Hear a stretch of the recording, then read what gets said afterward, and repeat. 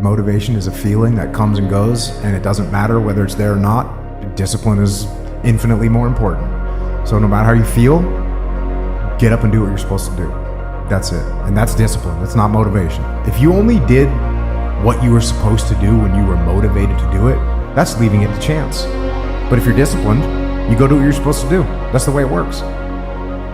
If you want to be the best, you watch the best. You look at the best. You watch them and you have their lifestyle.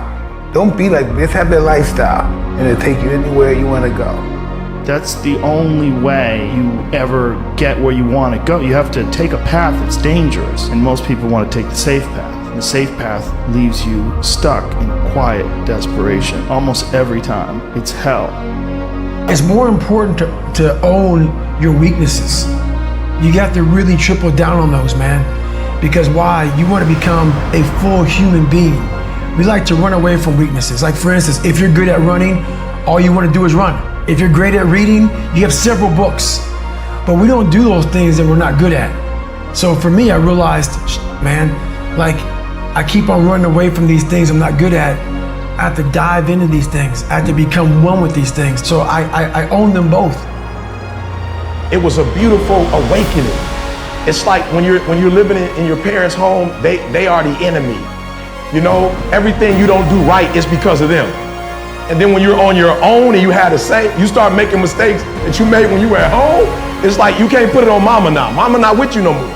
You can't put it on daddy and say, my father was too hard. I had a curfew. You know what I'm saying? They wouldn't let me party past 12. Like I had all these excuses why I wasn't successful because of my parents. You finally have what you always wanted, control over your life, and you're getting the same results. If you really want to change, you have to take personal responsibility. I think the company is where it is, and people follow me because they don't hear a bunch of excuses.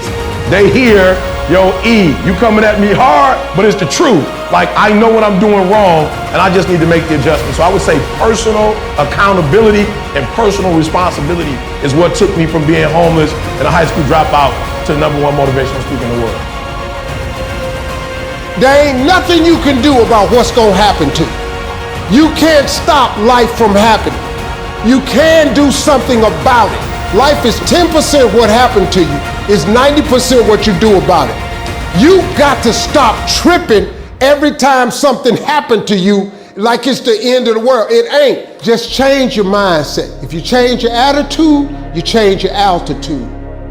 I saw working out as a way for me to build calluses on my mind. I had to callous over the victim's mentality. I always equated training to mental toughening. Like, it always looked brutal. People waking up early and doing all these things, and it looked horrible. I was like, wow, man, I gotta start doing that. Not to get better, bigger, and stronger, but that is what's gonna build me. That looks uncomfortable. That looks brutal. And getting up early, I don't wanna do that. So I made this long list of things I don't wanna do. And through that, I found myself. So I started seeing myself very differently than the average human being. I was like, hang on a second. I have something they don't have. And that's when I started to develop these things through working out.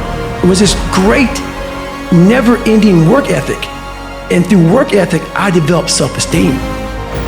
I believe that everybody has a gift. Every single human out there listening right now, you have a gift. You cannot be great being a lesser version of what already exists. You can only be great when you execute against your own potential and do your own development. And that means getting up there and looking like a clown. And it means taking little bitty steps forward every single opportunity you get. Make your luck.